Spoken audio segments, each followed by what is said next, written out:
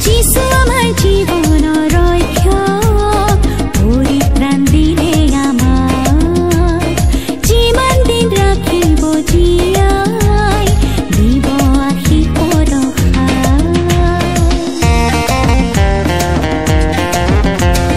যিশু আমাৰ জীৱনৰ ৰক্ষক, পৰিত্ৰাণ দিলে আমাক, যিমান দিন ৰাখিব জীয়াই, দিব আশীষ পৰখাই।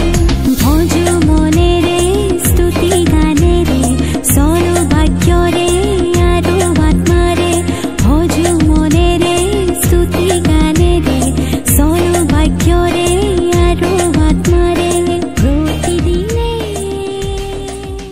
প্ৰভু যীশুখ্ৰীষ্টৰ সৰ্বোত্তম নামত আপোনালোকক সকলোকে অভিনন্দন। পবিত্ৰ শাস্ত্ৰ বাইবেলৰ যোহন 19:19 আৰু 20 পদত আমি এইদৰে পঢ়োঁ যে, আৰু পিলাতে এখন জাননী লিখি ক্ৰুচৰ ওপৰত লগাই দিলে।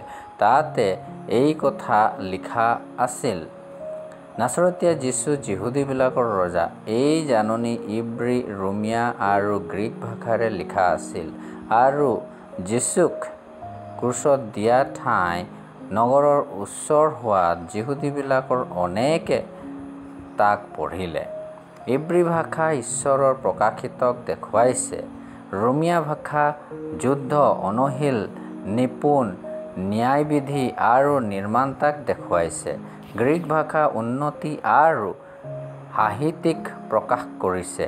ক্ৰুচত প্ৰভু যীশুখ্ৰীষ্টক তুলি দিয়াৰ পাছত এখন দুখী জাননী পত্ৰ লিখি ক্ৰুচত লিখিলে, নাছৰতীয়া যীশু যিহুদীবিলাকৰ ৰজা।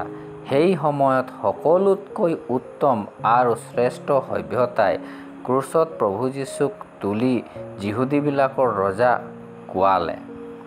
যেতিয়া মানুহৰ পাপ, যিকোনো ভাষা, কৰ্ম, হৃদয়ৰ চিন্তাধাৰা, তেওঁৰ জিভাত, তেওঁৰ ভাৱত ভৰি থাকে, তেতিয়া মানুহে এই ক্ৰুচলৈ চাওক।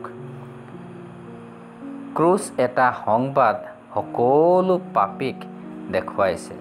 প্ৰত্যেক পাপী মানুহ কাৰণে ঈশ্বৰৰ দ্বাৰাই দণ্ড নিৰূপিত, অৰ্থাৎ নৰক এজন মানুহে সহিলে, যাতে আপুনি তেওঁত বিশ্বাস কৰি উদ্ধাৰ আৰু পাপ ক্ষমা পায়।